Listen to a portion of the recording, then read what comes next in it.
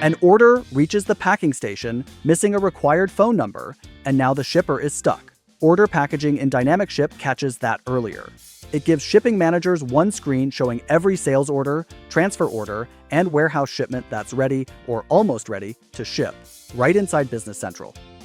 Missing information gets flagged before a shipper ever opens the package worksheet, so issues get caught by the person managing the queue, not the person standing at the station. Document status, labeled status, and warehouse shipment status are all visible without opening each order individually. Shipping managers, supervisors, and operations managers get a real-time read on the whole shipping queue across every location. To get started, reach out to your Microsoft partner or check out the links on this page.